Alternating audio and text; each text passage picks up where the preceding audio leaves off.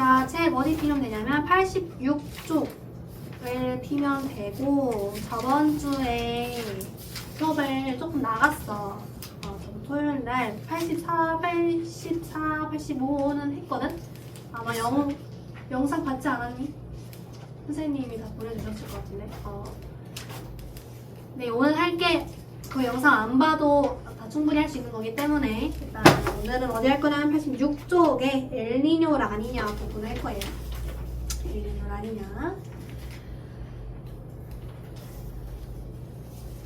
자, 우리 엘니뇨 라니냐라는 것을 하기 전에 우리 전체적인 지구의 순환의 흐름을 인지하고 있어야 되거든. 전체적인 지구의 순환. 자, 일단은 지구를 하나 그려볼게요. 자, 지구가 크게 하나 그려보면은 좀 안 둥글거리긴 한데, 자, 지구가 있어요. 자, 근데 지구가 있다면 태양도 있죠. 태양은 지구에 비해 너무 커. 그래서 이렇게 지구 입장에서는 태양빛이 마치 평행하게 들어오는 것처럼 느껴질 거야. 근데 지구에서 적도에 있는 사람이랑 고緯도에 있는 사람은 서 있는 정도가 얘는 이렇게 서 있고 여기 있는 사람은 이렇게 서 있잖아. 그치? 적도에 있는 사람 기준에서는 이 태양에서 오는 평행한 빛이 바로 머리 위에 꽂아 들어와. 오케이? 그리고 고緯도에 있는 사람은 태양 에너지가 그냥 몸통으로 이렇게 옆으로 들어온단 말이야. 몸통으로 이렇게 옆으로 이렇게 들어와요. 오케이? 그럼 우리 그 후레쉬 같은 것도 이렇게 비치는 거랑 이렇게 비치는 거 생각했을 때 어떤 면적에다 비치는 그 에너지 세기, 후레쉬가 더 밝게 보이는 정도가 다르잖아. 머리로 꽂을 때가 더 후레쉬가 더 밝게 느껴지죠. 그것처럼 이 적도에 있는 사람, 저緯도에 있는 사람은 태양 에너지가 머리 위로 꽂아 들어오기 때문에 그만큼 단위 면적당 들어오는 에너지 양도 커질 거고 그만큼 얘가 가열이 될 거야. 그치? 여기는 훨씬 더 뜨겁고 여기는 저緯도에 비해서는 좀 차가울 거예요. 저緯도에 비해서는. 그럼 여기는 차가워. 여기는 뜨거워. 그러면 뜨거운 공기는 밀도가 낮으니까 공기가 상승할 거야. 그래서 공기가 상승할 거예요. 공기가 이렇게 상승할 거야. 오케이? 그리고 차가운 공기는 밀도가 높으니까 공기가 하강할 거예요. 오케이. 자, 그러면 만약에 지구가 자전하지 않는다라는 가정하에, 물론 현재는 지구가 자전을 하고 있지만 지구가 자전하지 않는다는 가정하에 이 순환의 흐름을 그려보자면 뜨거운 공기가 상승한 흐름이 위쪽으로 쑥 가고 차가운 공기는 아래로 쭉 올려는 이러한 흐름을 가지게 될 거야. 근데 현재 지구는 자전을 하고 있죠. 근데 자전을 하면은 뭐가 생기냐면 전향력이라는 힘이 추가로 생겨. 전향력은 뭐냐면 지구가 자전한다는 거는 지구가 이렇게 회전을 한다는 얘기야. 근데 회전을 하게 되면은 그만큼 회전하는 힘이 생기겠지. 그치? 그 회전하는 힘에 의해서 우리의 어떤 공기의 흐름이 휘게 돼요. 그러니까 지금 무슨 말을 하고 싶은 거냐면 전향력을 설명할 때 학교 선생님들이 많이들 가져오는 동영상 자료가 있는데 우리가 지금 동영상을 보여줄 수는 없으니까 그림을 표현해보자면 놀이터에 가면은 이게 막 앉혀가지고 이렇게 회전하는 거 있잖아. 이렇게 회전하는 거. 뭐 말하는지 알지? 뭐라고 하지? 원심블리기라 그래? 어쨌든 그런 놀이기구 있잖아요. 거기에 양쪽 이렇게 사람 타가지고 여기에 사람 한 명이랑 여기에 사람 한 명이 탔다라고 이렇게 양쪽 마주보면서 탔어. 마주보면서 탔는데 여기 있는 사람 A, 여기 있는 사람 B라고 해보면 A에 있는 사람이 B한테 그냥 멈춰있는 상태야. A에 있는 사람이 B한테 공을 던졌다라고 해보자. 공을 직선으로 던지겠죠. 이렇게 직선으로 던지겠죠. 오케이? 자, 이런 상태랑 분명 A는 B한테 주려고 공을 직선으로 던졌어. 그럼 B를 받았어. B는 무조건 받았겠지. 근데 이 상태에서 얘를 회전시켜 보는 거야. 회전시켜 보면은 A가 회전시킬 때 A가 공을 B한테 던졌어. 근데 A 눈에는 B가 그냥 내 바로 앞에 있는 것처럼 보이잖아. 내가 던지려고 할 때는 앞에 있으니까 직선으로 던지겠죠. 그치? 직선으로 던져. 이 A가 공을 직선으로 던졌어. 이렇게 공이 가고 있겠지? 근데 공이 이렇게 가는 동안 B도 회전하고 있으니까 B도 이렇게 갈 거 아니야. 회전하는 방향 쪽으로 가겠죠? 그럼 B는 결국에는 공을 던졌겠지. 그치? 그러니까 A가 던진 순간에 B도 같이 회전하니까 A가 던진 순간에는 B가 내 눈앞에 있으니까 그냥 직선 던졌겠고, 그럼 공은 직선 방향으로 움직이지만 B는 회전하기 때문에 공을 못 받아. 오케이? 자, 그런데 B 입장에서는 실제 공은 직선으로 움직이고 있지만 B 입장에서 마치 공이 이렇게 휘는 것처럼 보여. 그러니까 무슨 말이냐면 공이 마치 이렇게 휘는 것처럼 보여. 이런 힘이 우리 지구에다 적용을 하면 이게 전향력이 작용했다라고 얘기를 하거든. 그러니까 실제로는 직선 운동을 해. 근데 관측자 입장에서는 휜 것처럼 보이는 거지. 오케이? 우리가 이거를 전향력이라고 하는 거야. 그러면 무슨 말이냐면 우리 지구에서도 그 적도랑 뭐 비행기 탈 때 여기 있는 사람이 우리 적도에 있는 어떤 지방으로 이렇게 비행기 타고 가려고 해. 그러면 이제 비행기에서 경로를 막 찍을 거 아니야. 어떤 경로로 갈지 찍겠지? 직선 경로로 찍지 않아요.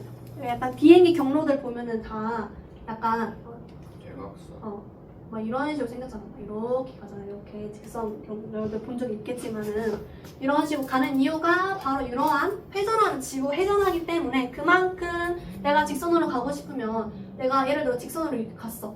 가면은 지구가 그만큼 이렇게 자전을 하기 때문에 지구가 이렇게 자전을 하기 때문에 내가 직선을 이동하면은 그 직선의 왼쪽 방향으로 가게 될 거야. 실제로 내가 직선 방향 이동하면은 직선 방향 이동하면 그만큼 얘가 이렇게 회전하게 되니까 원래 여기 있던 위치가 여기로 가게 되겠죠? 자전하게 되면은 그러면 나는 여기로 가려는 게 아니라 여기로 가버리게 되는 거지.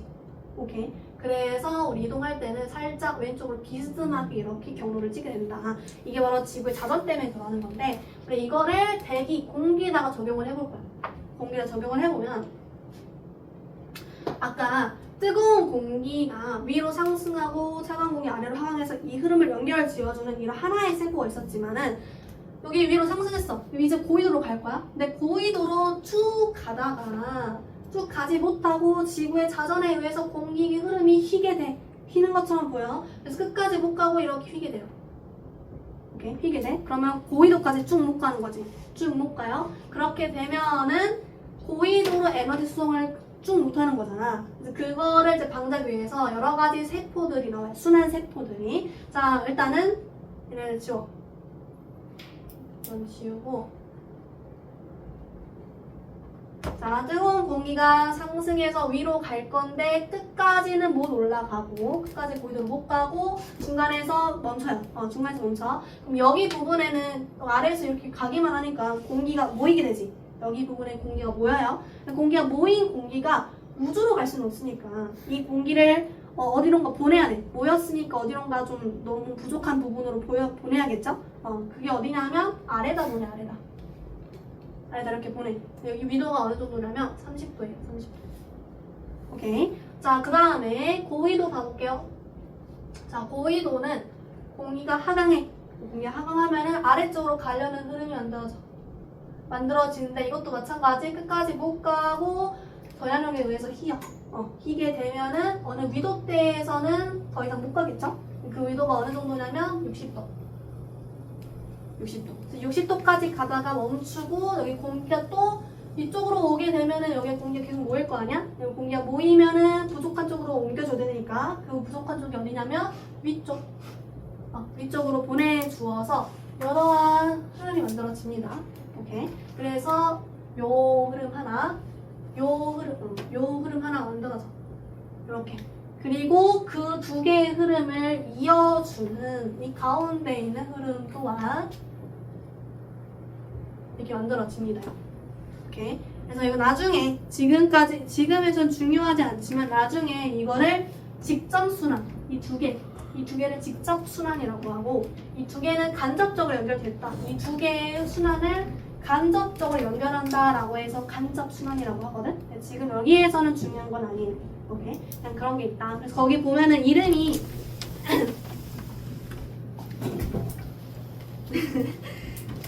제 86쪽 피면 돼. 이름이 거기 봐보면은 페렐 순환, 헤들리 순환, 극순환 적혀 있죠. 그 중에 페렐 순환이 간접 순환에 해당하는 거예요. 극순환이랑 어디 보면 되냐면 86쪽 오른쪽 위에 1번 페레 순환 그림 보이죠? 거기에 이제 페레 극순환, 헤들리 순환이라는 그림이 작게 적혀 있을 거야. 오케이. 그 중에서 페레 순환은 간접 순환에 해당하고, 그러니까 여기가 페레 순환, 여기가 헤들리 순환. 이거를 이제 극순환이라고 하는데, 이 두 개는 직접적으로 일어나는 온도의 변화에 의해서 직접적으로 일어나는 흐름이지만, 이 가운데 있는 페레 순환은 그저 이 불의 흐름을 이어주는, 간접적으로 이어주는 간접 순환이다 라는 내용인 거예요. 근데 이거는 지금 이 내용에서는 중요하지 않아. 이런 것들이 있다라는 거고, 그러면 뭐가 중요하냐면, 자, 각자 위도대에서 우리 아래에 있는 지표면의 흐름을 봐볼까요? 여기 위에 있는 요 화살표, 위쪽에 있는 요 화살표들은 상층 대기에서의 흐름인 거고, 이 아래에 있는 요 화살표는 이제 지층, 우리가 살고 있는 이 지층에서의 대기 대순환의 흐름인 거예요. 공기의 흐름. 자, 그러면 위도대에서 봐보면은, 좀 그림이 좀 이상하긴 한데, 자, 30도에서 흐름 봐볼게요. 여기 봐볼게요. 이 흐름, 지금 고위도에서 저위도로 내려오는 흐름이지. 그럼 고위도에서 저위도로 내려오는 이 흐름을 갖는데, 지구의 자전에 의한 전향력에 의해서 북반구는 흐름의 오른쪽으로 휘어. 그러니까 진행 방향의 오른쪽으로 휘거든. 그러니까 무슨 말이냐면, 지금 0도에서 30도 사이에 있는 이 고위도에서 저위도로 흐르는 흐름에 오른쪽으로 휘어. 그러니까 이 흐름에 오른쪽으로 이렇게 휘어. 그러면 실제 흐름은 이 검정색이 아니라 빨간색 같이 움직인다. 이렇게 빨간색처럼. 오케이. 마찬가지로 30도랑 60도 위도 때도 마찬가지로 이 그림 가보니까 저위도에서 고위도로 흐르는 지표면의 흐름이 보이죠? 오케이. 얘도 그러면 표시해놓고, 저위도에서 고위도로 흐르는 흐름 표시해놓고, 근데 북반구는 진행 방향의 오른쪽으로 휜다. 진행 방향 오른쪽으로 휜다. 오른쪽. 그럼 결국에는 이 30도와 60도 사이 위도대에서는 흐름이 이런 흐름을 갖는다. 빨간색 같은 흐름을 갖는다. 그리고 극동 위에 있는 60도랑 90도도 마찬가지 이렇게 고위도에서 저위도로 흐르는 흐름을 갖는데 그 진행 방향의 오른쪽으로 휜다. 이런 흐름을 갖게 될 거예요. 그래서 거기 이름이, 여기는 이제 무역풍, 이런 빨간색 여기 0도에서 30도 사이의 바람의 이름을 무역풍이라고 하고, 30도에서 60도 사이의 바람의 이름을 편서풍이라고 해요. 편서풍. 그리고 위에 있는 60도와 90도 사이의 바람의 이름을 극동풍이라고 하는데, 너네들이 이제 문제 풀다 보면은 가끔 헷갈려 하는 거, 서풍이랑 동풍의 방향을 잘 인지하고 있어야 되는 게, 서풍이라고 해서 서쪽으로 이동하는 풍향이 아니라 서에서 동으로 이동하는 풍향인 거야. 그러니까 서풍은 서에서 동쪽으로 가는 흐름인 거고, 동풍은 동에서 서로 가는 흐름이야. 그래서 이거 가끔 문제 풀다 보면 많이 헷갈려 하니까 잘 기억을 해두고, 그래서 여기 봐보면은 편서풍, 서쪽으로 서풍의 경향성이 편향되어 있다. 그래서 서풍, 서쪽에서 동쪽으로 가는 흐름, 서풍이다. 그래서 마찬가지로 동풍 보면은 그쪽에서의 동풍, 극동풍이라고 하는 거거든. 동에서 서로 가는 흐름 보인다라고 하는데, 우리 엘니뇨 라니냐에서는 뭐가 중요하냐면 요런 무역풍이 중요합니다. 무역풍. 자, 그래서 우리는 0도에서 30도에서 나타나는 거대한 흐름 하나를 보고 갈 거예요. 자, 근데 엘니뇨 라니냐를 하기 위해서는 우리 평상시의 상태를 잘 알고 가야 돼. 평상시 상태를 잘 알고 가야 되거든. 그래서 우리가 평상시를 한번 그려볼게요. 자, 여기 0도랑 30도 이 사이 부분에는 태평양이 존재하잖아. 태평양. 그래서 우리는 태평양을 기준으로 볼 건데, 동태평양이랑 서태평양을 볼 거예요. 동태평양이랑 서태평양. 자, 동태평양에서 서태평양으로 무역 불 거야. 바람, 동에서 서방향인 이러한 무역풍이 불 거예요. 무역풍을 불 거야. 그러면 바람에 의해서 이런 바람, 동에서 서로 가는 이 바람의 흐름에 의해서 물의 이동도 동에서 서쪽으로 딸려갈 거예요. 물의 이동도 동에서 서쪽으로 딸려갈 거야. 그러면 이 동해랑 서태평양의 해수면 높이가 이렇게 일자로 있는 게 아니라 동에서 서쪽으로 물이 쭉 이동할 거기 때문에 약간 이렇게 기울어진 해수면 높이 차가 이렇게 기울어진 형태로 보일 거야. 좀 과장해서 표현해봤어. 동태평양이 서태평양보다 해수면 높이가 낮을 거야. 왜냐면 물이 다 저쪽으로 딸려가니까. 오케이? 자, 그러면 동태평양 입장에서는 물이 부족한 상태야. 왜냐면 평균 해수면 높이가 이렇다라고 한다면 동태평양 입장에서는 평균 해수면 높이보다는 낮지. 그러면 지금 물이 부족한 상태야. 여기 입장에서는 물이 부족해. 그럼 공기 흐름도 부족하면 뭐 다른 데서 채워와가지고 딸려왔던 것처럼 물도 부족하면 채워줘야 돼. 근데 얘네들은 어디서 채워오냐면 아래에서 끌어와. 아래에서 이렇게 끌어와요. 아래에서 이렇게 끌어와. 자, 그러면 아래에서 이렇게 끌어올 거예요. 우리가 이걸 뭐라고 하냐면 용승이라고 해. 용승. 자, 그러면 바다에서 동태평양에서는 용승이 일어나. 평상시. 지금 평상시 그리고 있어요. 평상시. 자, 용승이 일어나요. 근데 우리 옛날에 배웠던 수온의 3층 구조, 해수의 3층 구조. 이거 기억나지? 혼합층, 소혼합층, 심해층 기억나죠? 심해층의 온도가 더 낮았잖아. 그치? 훨씬 낮았잖아. 그러면 지금 여기가 혼합층, 소혼합층, 심해층을 갖게 될 건데 아래에 있는 심해층의 차가운 해수가 위로 올라오는 거야. 위로 올라오는 거야. 그럼 여기 온도가 평상시는 온도가 서태평양보다는 온도가 낮겠지. 아래는 차가운 해수 끌고 올라온 거기 때문에 그래서 여기선 상대적으로 온도가 낮아요. 콜드, 추워, 차가워. 그리고 서태평양은 비교적 동태평양에 비해서 온도가 높겠지. 그래서 온도가 높겠지. 그래서 여기는 웜. 상대적으로 동태평양에 비해 뜨거워요.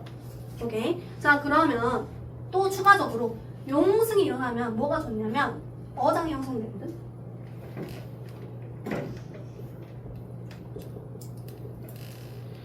어장 관리 아니고요. 자, 어장이 뭐냐면 그 물고기가 많은 거야. 그러니까 물고기가 잘 잡히는 거겠지. 좋은 어장이 형성이 되는데 왜 그러냐면 우리 그냥 생각을 해보면은 플랑크톤이 많으면 물고기가 많이 살 것 같잖아. 근데 표층이랑 심해층의 플랑크톤 양을 비교해보면 심해층이 훨씬 많아요. 그 이유가 뭐냐면 우리가 알기로는 표층에 물고기들이 많이 살잖아. 그만큼 플랑크톤을 많이 먹어.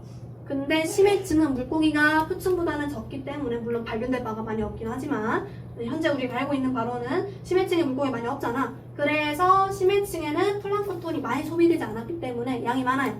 그러면 여기 지금 아래쪽에는 플랑크톤이 많아. 플랑크톤이 많아. 자, 많으면 이 많은 플랑크톤을 갖고 있는 심층 해수가 위로 용승해요. 그럼 여기 갑자기 순간적으로 플랑크톤이 많아지게 되겠지. 그럼 주변보다는 먹을 게 많으니까 물고기 많이 올 거고 그만큼 좋은 어장이 형성이 된다 라는 내용이에요. 자, 그리고 동태평양에서 해수의 온도가 차가우면 그만큼 위에 있는 공기도 차갑겠지. 위에 있는 공기도 차가워. 위에 있는 공기도 차가우니까 차가운 공기 아까 똑같은 흐름으로 밀도가 높으니까 아래로 하강할 거야. 그러면 여기서는 하강기류가 만들어져요. 하강기류. 그리고 여기 마찬가지 여기 서태평양에 있는 해수의 온도가 높아요. 그럼 그만큼 공기도 뜨거워. 공기가 뜨거워. 공기가 뜨겁다. 밀도가 낮다. 공기가 상승한다. 오케이. 그래서 이렇게 흐름을 이어주면은 하나의 흐름이 나오거든. 하나의 세포, 하나의 순환 세포가. 우리가 이걸 뭐라고 하냐면 워커 순환이라고 하는데 이게 책에 안 나와 있더라고요. 문제는 많이 나오는데 워커 순환. 거기 그림에다가 46쪽 그 평상시 그림에다가 거기 이렇게 그림 순환 이렇게 되어 있는 거 그림 보이죠? 거기다 워커 순환이라고 적어둡시다. 그냥 이 순환의 이름을 워커 순환이라고 하는 거야.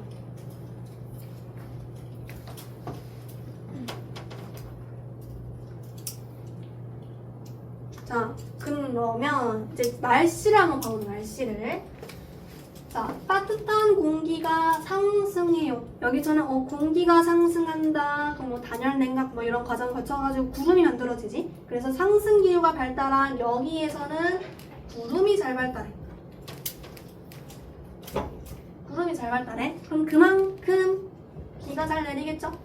오케이? 그래서 여기서는 상대적으로 서태평양에서는 강수가 잘 내려서 강수 잘 내린다.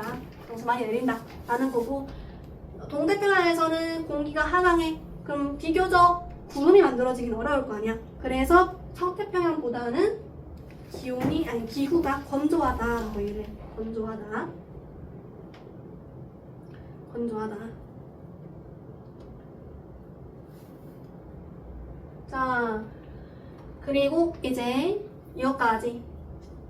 공기가 상승하는 부분은 저기압일까요? 고기압일까요? 그치, 저기압. 공기가 상승하는 부분은 저기압입니다. 잘 봅시다. 고기압.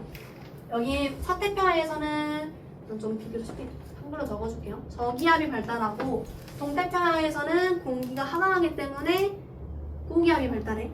공기가 하강한다. 그 말은 여기 공기가 모이니까 공기 개수 많다. 그만큼 기압이 높다. 고기압이다. 이렇게 표현하는 겁니다. 자, 그럼 이렇게 해서 평상시 흐름은 정리했어. 평상시를 잘 외워두고 있어야 돼. 잘 알고 있으면 나머지 엘니뇨랑 라니냐는 딱 규칙만 찾으면 끝나는 거거든요. 그래서 엘니뇨 먼저 가볼게요.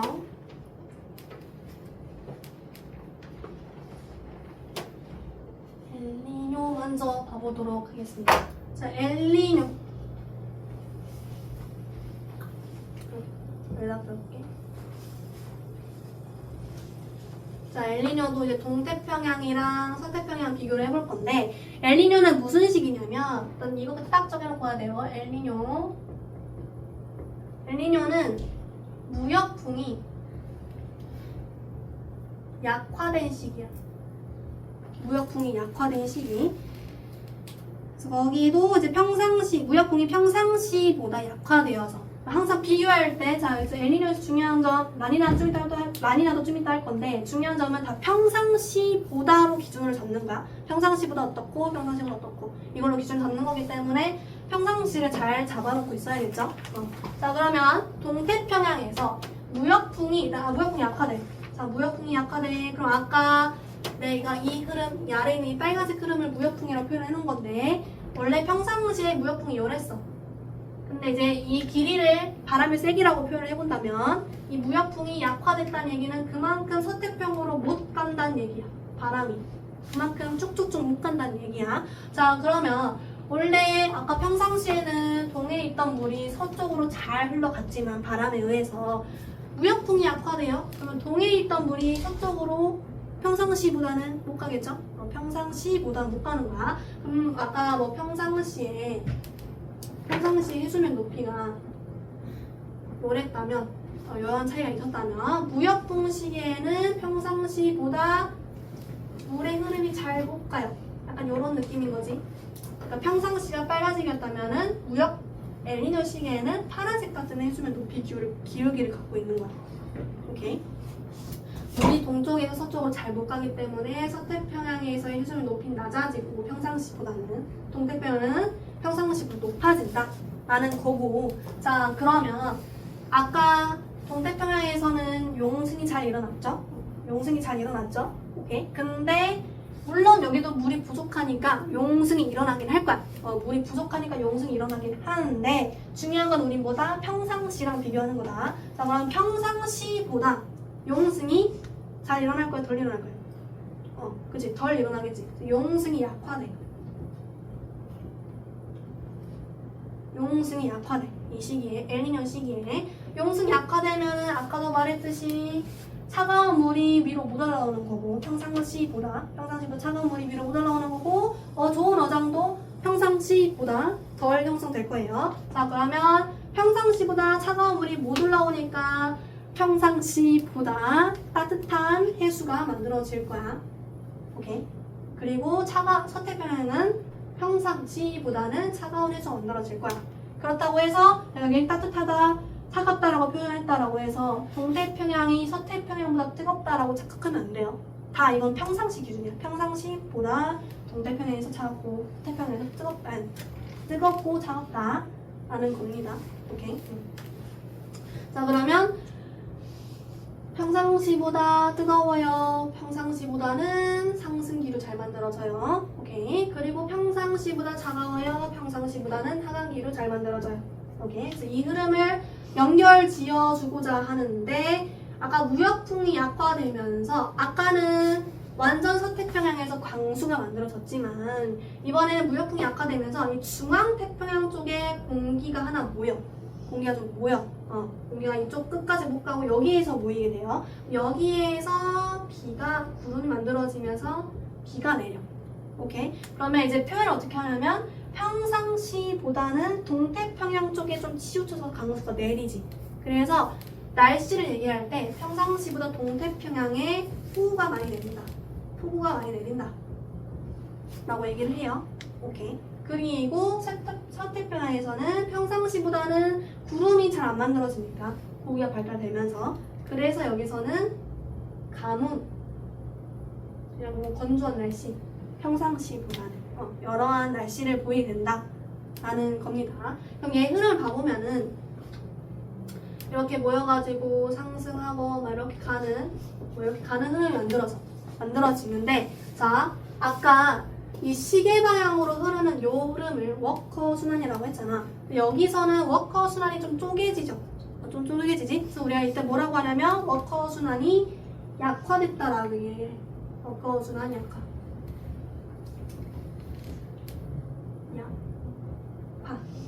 자 그러면 우린 다 이거만 생각하면 돼. 그럼 지금까지만 비교해봐도 평상시보다 다 약화됐어. 영승 약화, 워커 순환 약화, 무역풍도 약화. 다 약화된 시기야. 그리고 이 기압 배치도 봐보면은 아까 여기가 평상시에는 고기압이었지만 여긴 저기압이 됐고 그치? 여긴 고기압이 됐지? 그치? 그러면 기압 배치는 반대가 됐어요.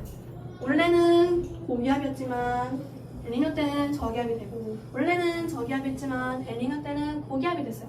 오케이? 기압 배치는 완전히 반대가 되어버렸어. 이게 엘니뇨와 평상시의 가장 큰 차이점. 오케이. 그래서 이 기압 배치가 반대로 일어나면서 워커 순환이 약화되었다라는 내용입니다. 자, 그럼 일단 책으로 와서 한번 봐볼게요. 책으로 와서 봐보면은 거기 엘니뇨 발생 과정 1번 동그라미 해가지고 나와 있는 게 뭐 태평양 적도 부근에서 무역풍이 약화되어서 해수 이동이 약해지니까 페루 연안이 여기에요. 동태평양 이쪽에 있는 페루. 여기가 이쪽이 페루. 그래서 페루 연안에서 평상시보다 용승이 약화된다라고 얘기를 해요. 근데 이제 문제에서 뭐가 많이 출제되냐면 문제에서 편차를 많이 물어보거든. 편차가 뭐냐면 관측값에서 평년값을 뺀 거야. 즉 평년값은 평상시를 의미하는 거고 관측값은 지금 내가 관측한 그 시점 그럼 뭘 물어보냐면 수온 편차, 뭐 해수면 높이 편차, 뭐 기압 편차 이런 걸 물어보겠지. 그럼 만약에 내가 질문을 해볼게요. 기압 편차가 우리 엘니뇨 시기에는 동태평양에서 기압 편차 동태평양에서의 기압 편차가 플러스일까 마이너스일까 질문을 했어. 엘니뇨 시기에. 근데 기압 편차라는 거는 일단 관측값에서 평년값을 뺀 거야. 근데 우리 평년값은 여기가 고기압이어서 동태평양에서는 고기압. 근데 우리 엘니뇨 시기에는 관측값 저기압이죠? 그치? 그러면 저기압에서 고기압을 뺀 거야. 그러면 작은 거에서 큰 걸 뺀 거지? 그치? 그러면 마이너스 값이 나오겠죠. 그치? 기압 편차는 마이너스 값이 나오는 거야. 그래서 이거를 외우려고 하면 큰일 나는 거고 항상 그래프 같은 게 많이 주어지거든요. 그래프를 보고 분석을 할 수 있어야 돼. 오케이? 그래서 이런 것들이 문제 많이 나온다라는 걸 알려준 것 뿐이고 자, 그래서 거기에다가 또 하나 알아둬야 되는 게 있어요. 뭐냐면 수온약층 거긴 안 나와있는데 정리해도 되거든. 수온약층의 깊이야. 수온약층의 깊이. 자, 아까 용승이 일어날 때 아래에 있는 심해층의 해수가 위로 올라오는 게 용승이라고 했잖아. 심해층에 있는 해수가 이렇게 덩어리째로 이렇게 올라온다고 생각하면 돼. 자, 덩어리째로 올라오면은 위에는 수온약층이 끝나는 이 깊이도 그대로 딸려 올라오겠죠? 그대로 이렇게 딸려 올라올 거야. 딸려 올라오면은 원래는 요 깊이였던 수온약층이 끝나는 깊이가 좀 더 위쪽에서 형성이 되겠지. 수온약층이 끝나는 깊이가. 그치? 그러면 용승이 잘 일어나면은 이 수온약층이 끝나는 깊이가 좀 더 높은 위치에서 나타나겠죠? 무슨 말이냐면 원래는 여기가 뭐 예를 들어서 수온 3층 구조가 이런 식으로 형성되어 있었어. 이 동태평양이. 근데 용승이 일어나는 바람에 여기 있던 심해층 해수가 위로 이렇게 딸려 올라와가지고 이 수온약층이 끝나는 깊이가 이런 식으로 형성이 된 거지. 오케이? 이런 식으로 형성. 그러면 원래 평상시에는 원래는 이런 깊이였지만 용승이 형성되면서 수온약층이 끝나는 깊이가 여기로 바뀐 거야. 그러면 수온약층의 깊이가 낮아진 거죠? 깊어진 게 아니라 얕아진 거지? 이거 이해됐어? 수온약층이 끝나는 깊이가 얕아지는 거야. 그러면 우리가 뭐라고 표현하냐면 원래는 수온약층이 여기가 올라오니까 수온약층 끝나는 깊이가 위로 올라오니까 용승이 안 일어나는 서태평양에 비해서는 이 수온약층의 높이가 좀 더 위에 있겠죠. 이런 식으로. 오케이, 이해됐어? 그러니까 아까 해수면, 표층 해수면이랑 비교해보면 표층 해수면은 이렇게 기울어져 있었잖아. 그치? 수온약층은 이렇게 기울어져 있어요. 오케이, 동태평양, 서태평양의 기울기가. 뭔 말인지 이해됐어? 그러니까 여기서는 용승이 강화되면서 수온약층도 위로 딸려오다 보니까 여기는 수온약층이 좀 더 높은 위치에서 형성이 되지만 여기서는 용승이 안 일어나기 때문에 여기에 비해서는 동태평양에서 수온약층이 좀 더 위쪽에 형성되어 있다라는 거고, 그래서 아까 해수면은 이러한 기울기를 갖고 있지만 수온약층은 동태평양에서 더 높은 위치에서 위치하고 이렇게 기울어져 있다라는 겁니다. 오케이? 그러면 자, 얘가 지금 평상시였다고 하고는 평상시가 이런 기울기였다라고 뭔가 평상시에 수온약층 기울기가 이랬는데 엘니뇨 시기에는 용승이 약화됐지. 그치? 엘니뇨 시기에는 용승이 약화됐어. 그러면 평상시보다 수온약층이 용승에 의해서 위로 못 올라간다는 얘기야. 오케이? 그러면 얘보다는 좀 더 아래 깊이에서 동태평양은 수온약층 깊이가 만들어질 거고, 얘도 마찬가지로 평상시보다는 좀 더 높은 위치에서 형성되면서 이런 기울기의 수온약층 기울기를 갖게 돼요. 오케이? 그래서 여기를 다시 한번 비교를 해보면 아까 평상시는 해수면도 이런 느낌, 과장돼서 표현을 해보자면 이런 느낌, 해수면, 수온약층 기울기가 이런 느낌이었지만은 엘니뇨 시기에는 해수면 기울기도 완만해지고 수온약층 기울기도 완만해진 거야. 오케이? 다 완만해져요. 그냥 엘니뇨 시기는 그냥 다 약화됐다라고 생각하면 돼. 기울기도 약화되고 뭐 기압도 약화되고 온도, 뭐 무역풍, 무역허순환 이런 거 다 약화된다라고 보면 될 것 같아요. 오케이. 그래서 이런 것들이 있다. 그래서 거기다가 이제 추가로 정리해드린 게 동태평양에다가 그냥 하나만 적어둡시다. 그 엘니뇨 시기에다가 엘니뇨 발생 시 동태평양에다가 수온약층 깊이가 깊어진다. 평상시보다 깊어진다.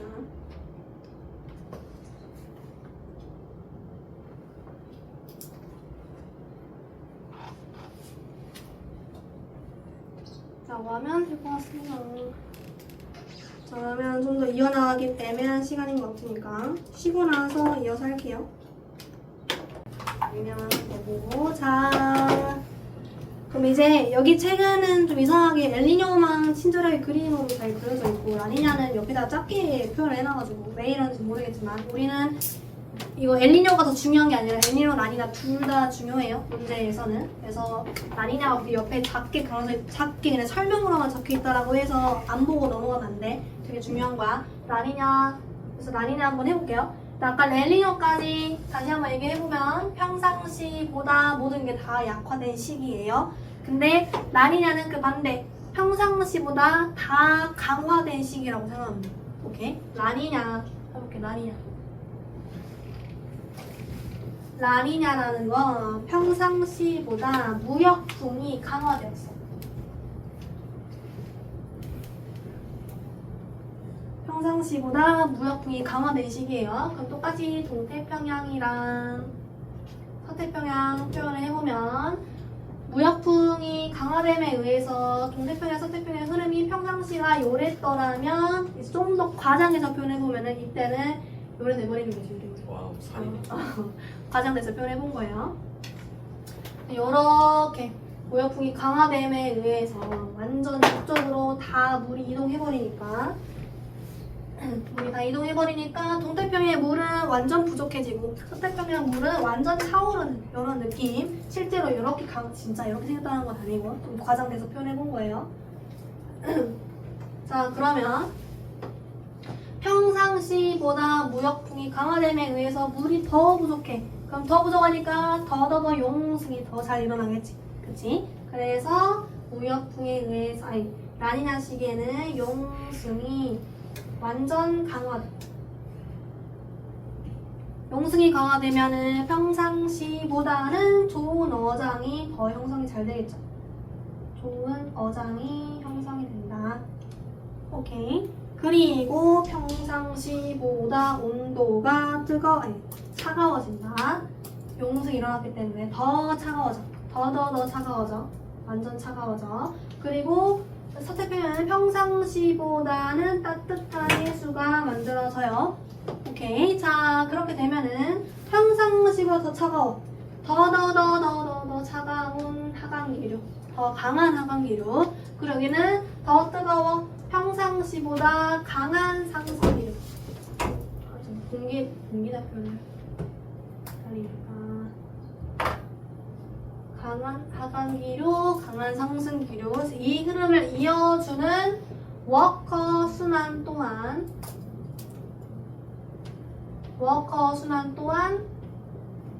강화된다. 오케이, 강화된다. 자, 그러면 서태평양에서는 평상시보다 더 강한 구름, 완전 저분형 구름이 완전 잘 발달되겠지. 그래서 이런 구름에 의해서 비가 완전 많이 내려. 태풍이랑은 상관없긴 해요. 태풍이랑 상관없고 그냥 비가 엄청 많이 내린다. 서태평양에서. 그리고 동태평양에서는 하강기류가 강화되다 보니까 그러니까 구름이 만들어질 일은 거의 없겠지. 그렇다 보니 비가 안 내려. 건조해져. 엄청 건조해져. 건조해져서 우리 그 미국에 있는 산맥 뭐라고 하더라? 로키 산맥. 로키 산맥에 화재 많이 나잖아. 그치? 그 이유가 평상시도 좀 건조한 편이어서 산불이 많이 나기 쉬운데 라니냐 시기에는 더더 건조해지면서 산불 같은 게 잘 일어나요. 그래서 엄청 건조해지고 엄청 가뭄이 일어납니다. 오케이? 그런 것들. 그래서 라니냐는 어렵지 않아. 라니냐는 그냥 뭐든지 평상시보다 강화했다라고 생각하면 돼. 그래서 평상시를 알고 있다면 라니냐는 그냥 평상시보다 더 차갑고 더 뜨겁고 더 고기야. 여기는 더 고기야. 여기는 더 저기야. 이 발달되는 거고. 오케이? 그런 차이이다. 그래서 엘니뇨를 만약에 너네들이 문제를 풀어.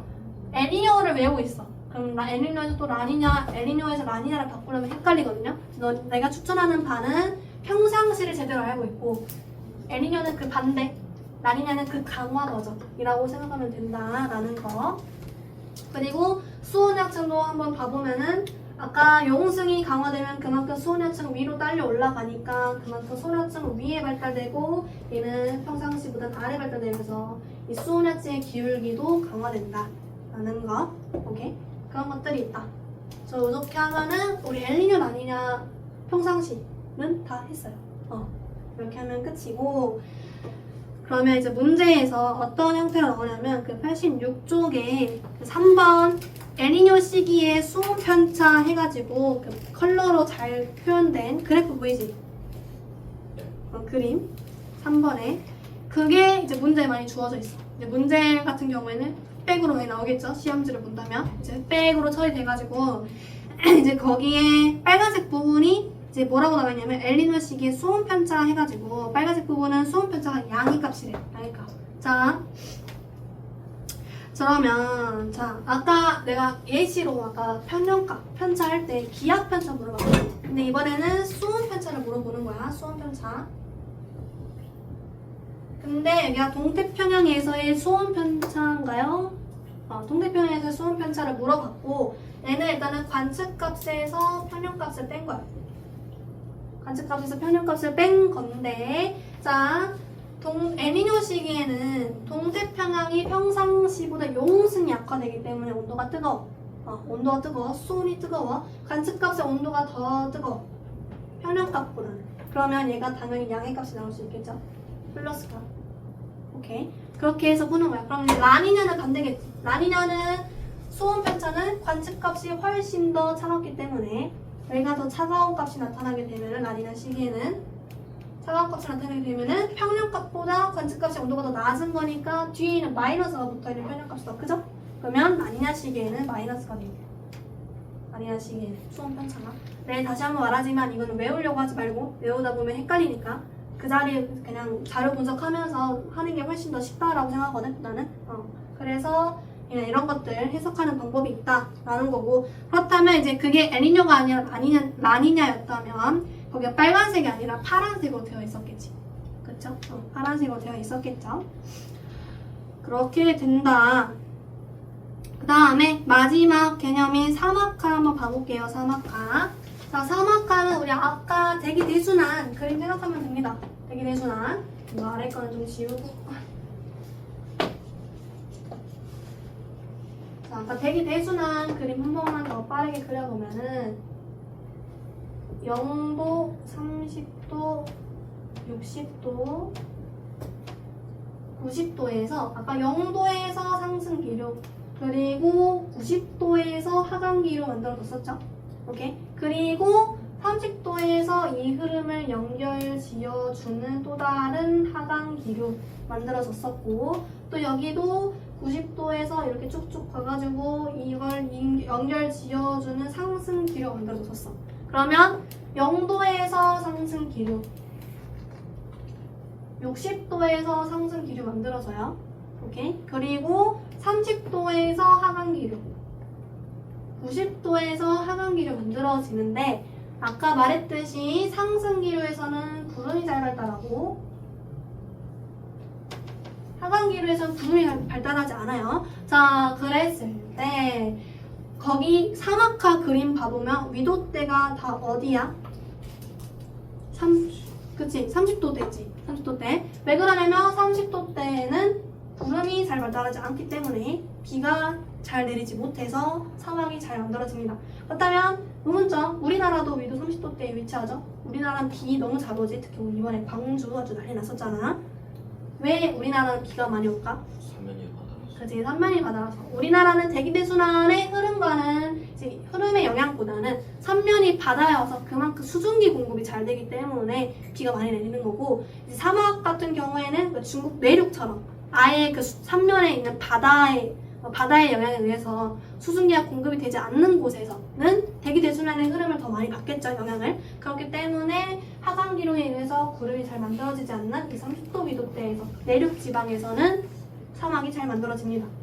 오케이. 그리고 그랑 관련해서 또 오른쪽에 그 4번 해가지고 그래프 하나 나와 있을 거예요. 이렇게 0도 받는 것도 있어. 아마 했어. 나랑 했었던 것 같아.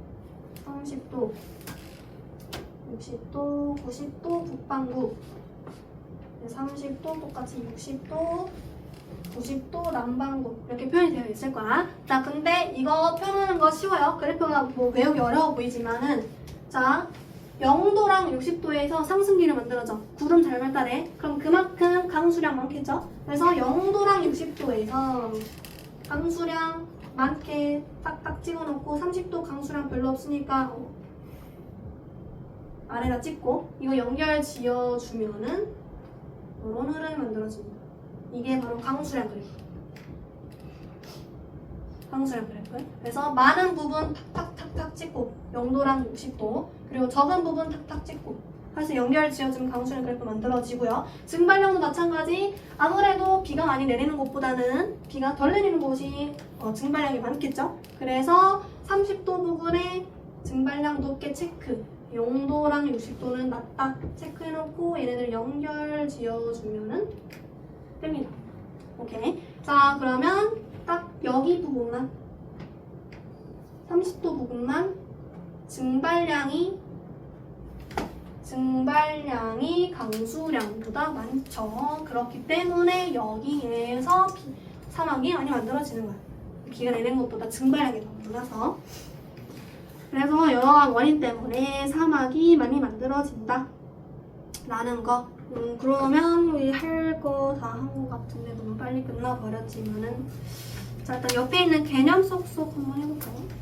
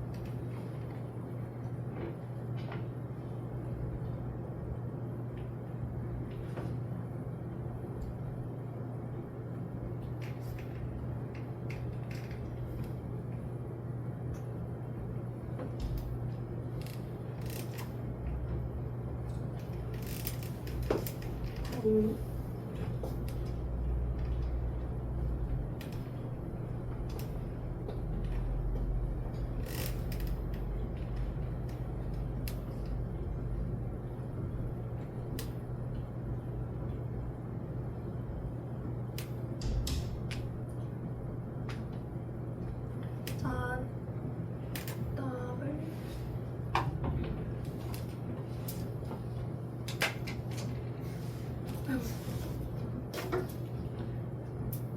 일단 맞춰볼게요.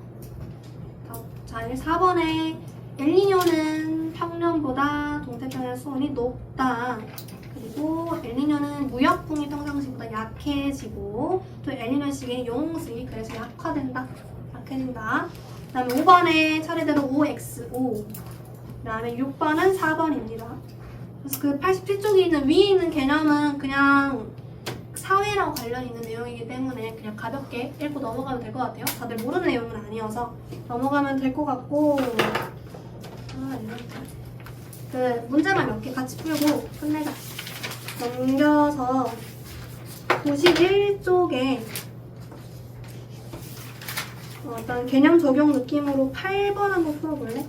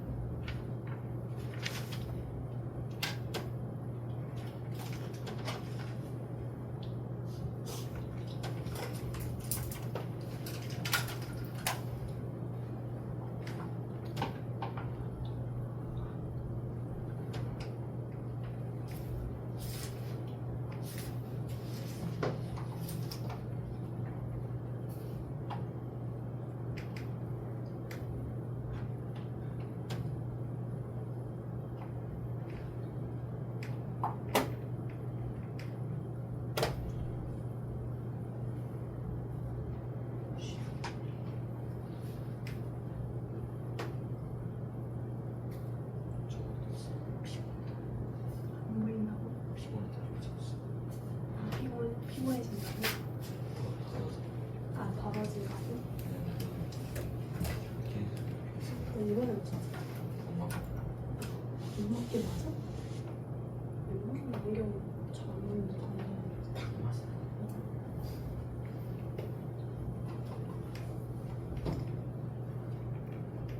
됐나요? 자, 답을 맞춰볼게요. 자, 일단 한번 같이 풀어보면은 8번에 가는 지금 해수 이동이 동에서 서로 이동하고 있는 이 흐름을 갖고 있는데 나는 지금 평상시보다 서에서 동으로 가는 흐름, 요 흐름이 나타나고 있죠? 요 흐름. 그래서 나는 엘니노식이다라는 거 알 수 있고요. 그래서 기억 평균 분석은 가보다 나일 때 더 작고 니은 동태평양과 서태평양 표층 수온 차이도 나는 여기는 용승이 일어나지만 여기 용승이 약화되면서 온도가 낮아지게 되니까 수온차도 좀 적어지게 됩니다. 오케이? 그래서 가보다 나일 때 더 작아요. 니은도 틀렸고 디귿 동태평양 해역에서의 가보다 나일 때의 기압이 낮다. 이건 맞죠? 나일 때 저기압 발달되니까. 오케이. 그래서 이렇게 해서 2번이 답이고요. 넘겨서